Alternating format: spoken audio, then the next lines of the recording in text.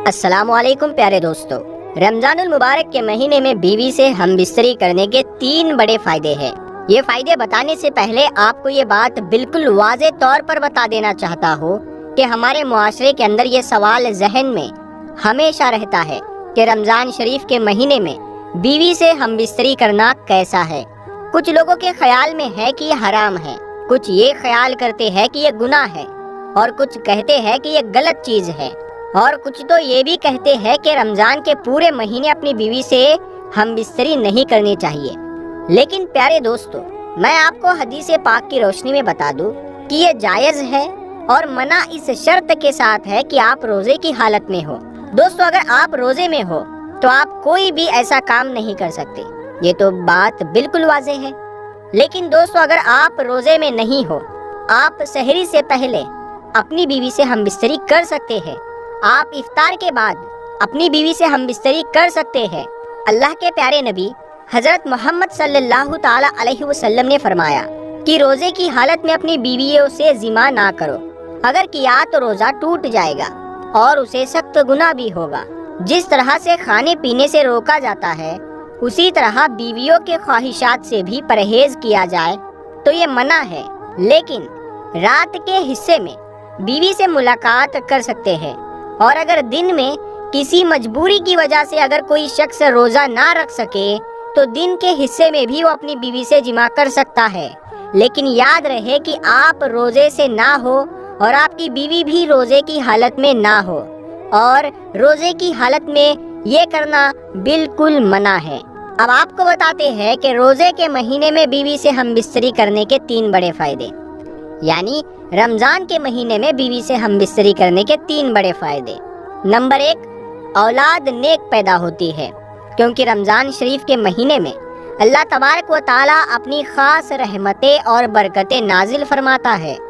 اور اس مہینے میں لوگ عبادت کرتے ہیں، نماز، روزہ اور اللہ کی عبادت میں مشغول رہتے ہیں۔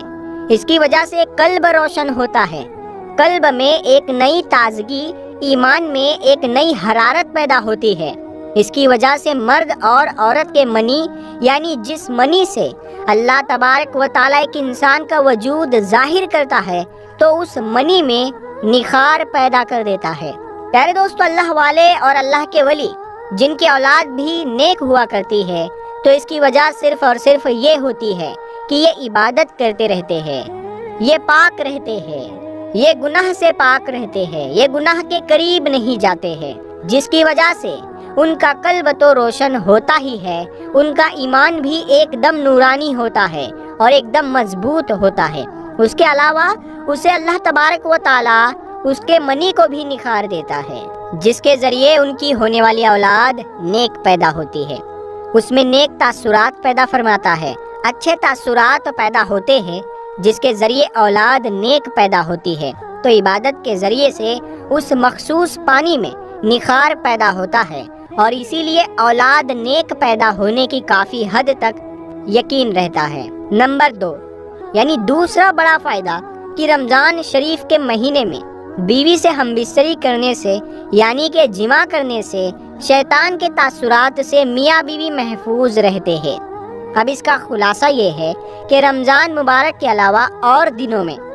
شیطان بیوی کے کمرے میں داخل ہو جاتا ہے۔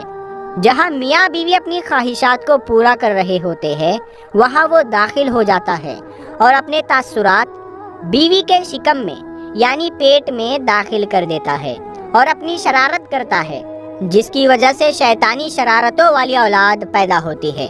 اب آپ سوچ رہے ہوں گے کہ ایسا کیسے ہو سکتا ہے، تو ہم آپ کو بتا دیں کہ اللہ کے محبوب اور ہمارے پیارے نبی حضرت محمد مصطفیٰ صلی اللہ تعالی علیہ وسلم نے ارشاد فرمایا کہ شیطان تمہارا کھلا دشمن ہے۔ جب بچہ پیدا ہوتا ہے تب شیطان آ جاتا ہے، بچے کو پریشان کرنے کے لیے اور اس کے ساتھ شرارت کرتا ہے۔ بچہ کافی پریشان رہتا ہے، تو اسی لیے بچے کی پیدائش پر اذان پڑھنی چاہیے تاکہ بچے کو راحت مل سکے اور شیطان بھاگ جائے۔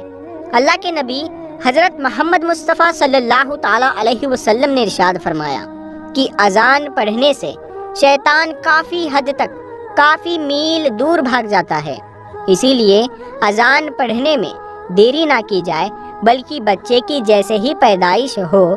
تو اسی وقت اذان پڑھ دیا کرے۔ اللہ کے نبی صلی اللہ تعالی علیہ وسلم نے ارشاد فرمایا کہ جب موت کا وقت قریب آ جاتا ہے تب بھی شیطان اپنی شرارت سے باز نہیں آتا،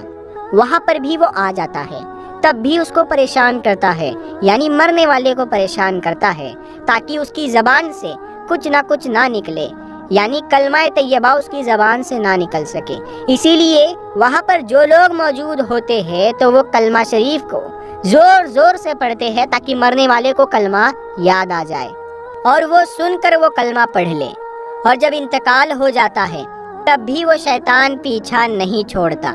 قبر کے اندر بھی آ جاتا ہے، جس کو بہکانے کے لیے، پریشان کرنے کے لیے شرارتیں کرتا ہے تاکہ یہ سوالوں سے ٹھیک جواب نہ دے سکے۔ تو اللہ کے رسول صلی اللہ تعالی علیہ وسلم نے ارشاد فرمایا کہ اذان کی آواز سن کر شیطان میلوں دور بھاگ جاتا ہے، جس کی وجہ سے قبر میں اذان پڑھی جاتی ہے اور مردے کو کافی راحت ملتی ہے۔ اسی طرح جب میاں بیوی ملاقات کرتے ہیں، یعنی خصوصی ملاقات، تو اس دوران بھی شیطان اپنی شرارت سے باز نہیں آتا اور وہ اندر آ جاتا ہے اور پریشان کرتا ہے اور اپنے تاثرات اندر داخل کرنے کی پوری کوشش کرتا ہے۔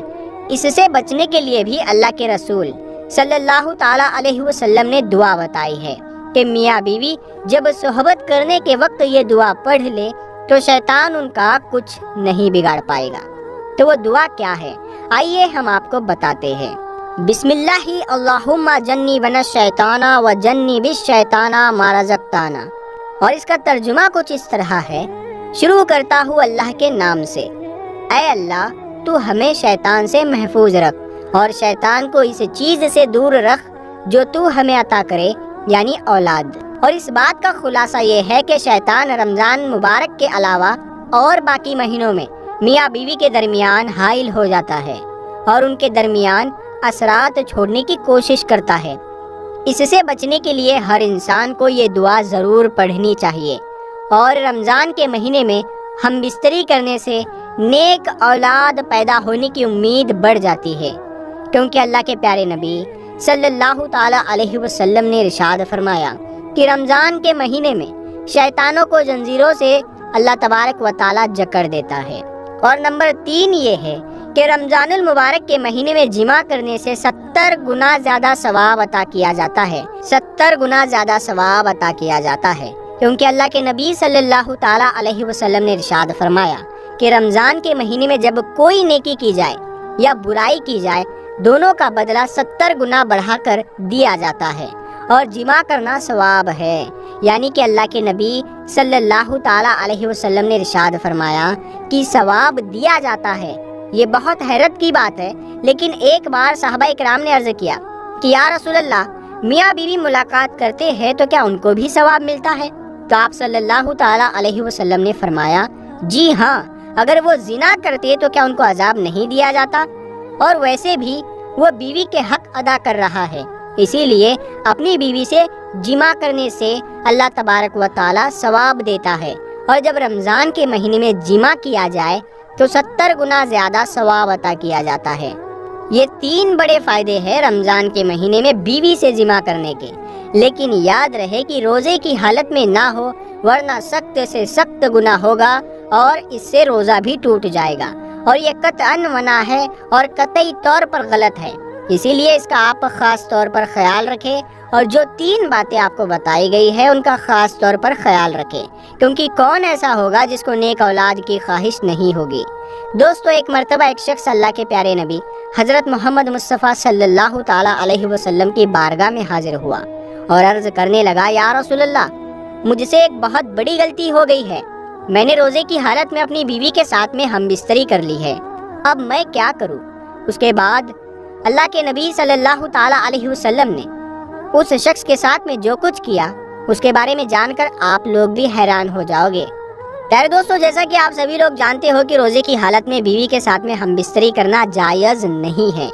یعنی کہ روزے کی حالت میں کھانا پینا اور بیوی سے ملنا، ایسے جائز کام بھی ناجائز ہو جاتے ہیں۔ اس کا مطلب یہ نہیں ہے کہ آپ پورے رمضان کے مہینے میں ہی اپنی بیوی کے ساتھ میں ہم بستری نہیں کر سکتے ہو، آپ افطاری کے بعد سے لے کر اور سحری کرنے کے بیچ تک آپ ایسا کر سکتے ہو۔ صرف روزے کی حالت میں آپ بیوی کے ساتھ ہم بستری نہیں کر سکتے ہو۔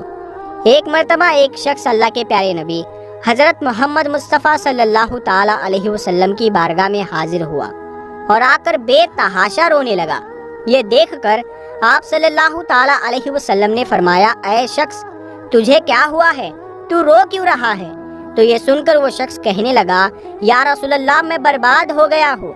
مجھ سے ایک بہت بڑا گناہ ہو گیا ہے، اب مجھے پچھتاوا ہو رہا ہے کہ میں نے یہ کیا کر دیا۔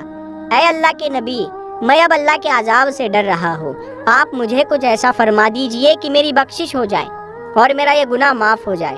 یہ دیکھ کر اللہ کے پیارے نبی حضرت محمد مصطفیٰ صلی اللہ تعالی علیہ وسلم نے پوچھا کہ اے شخص، تو نے ایسا کون سا گناہ کر دیا ہے کہ جس کی وجہ سے تو اتنا رو رہا ہے؟ تو یہ سن کر وہ شخص کہنے لگا،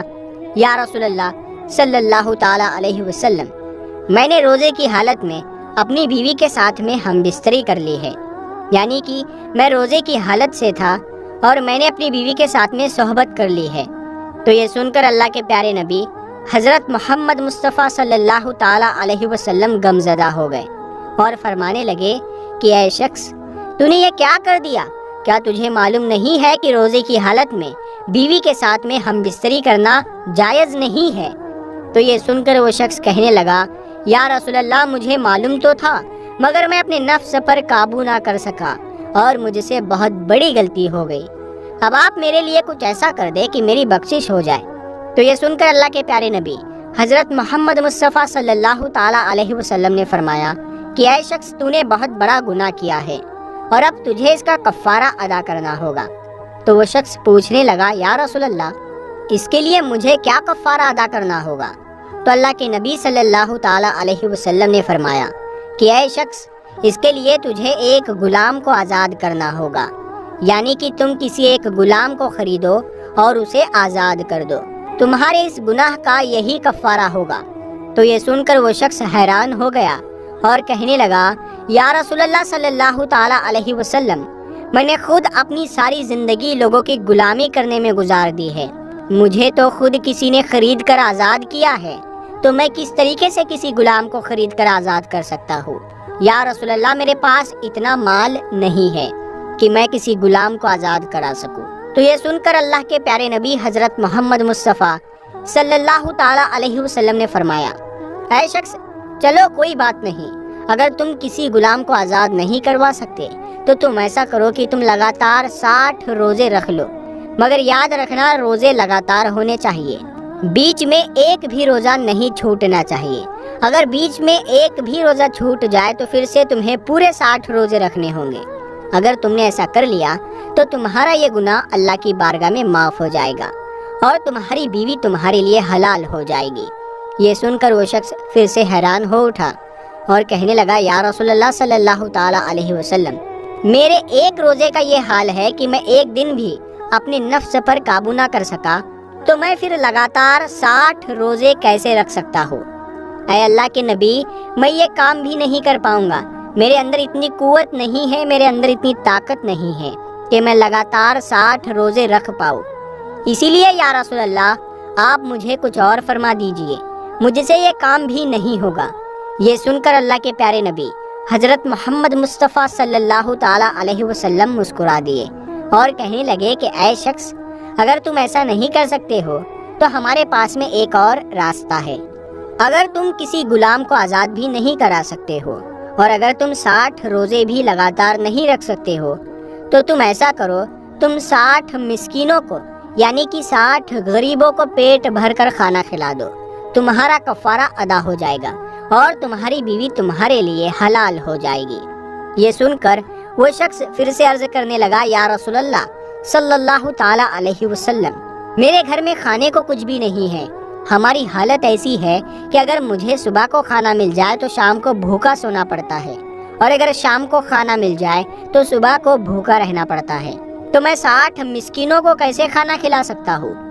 تو یہ سن کر اللہ کے پیارے نبی حضرت محمد مصطفیٰ صلی اللہ تعالی علیہ وسلم نے فرمایا کہ اے شخص، اگر تمہاری طاقت 60 مسکینوں کو ایک ساتھ کھانا کھلانے کی نہیں ہے تو تم ایسا کرو، روز ایک مسکین کو کھانا کھلا دیا کرو۔ 60 دنوں میں تم 60 مسکینوں کو کھانا کھلا دو اور پھر تم جا کر اپنی بیوی سے مل لو، مگر تم یاد رکھنا جب تک تم 60 غریب لوگوں کو کھانا نہیں کھلا دیتے ہو تب تک تم اپنی بیوی کے پاس میں نہیں جا سکو گے۔ تو یہ سن کر وہ شخص حیران ہو اٹھا اور کہنے لگا، یا رسول اللہ، میرے گھر میں ایک وقت کا بھی کھانا نہیں، تو پھر میں کیسے 60 مسکینوں کو کھانا کھلا سکتا ہوں؟ مجھ سے یہ کام بھی نہیں ہوگا۔ تو یہ سن کر اللہ کے پیارے نبی حضرت محمد مصطفیٰ صلی اللہ تعالی علیہ وسلم نے فرمایا کہ اے شخص،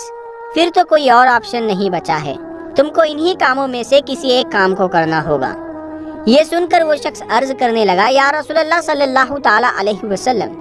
میرے اندر ان تینوں ہی کاموں کو کرنے کی طاقت نہیں ہے، آپ مجھے کچھ اور راستہ بتائیے کہ میرا یہ گناہ معاف ہو جائے۔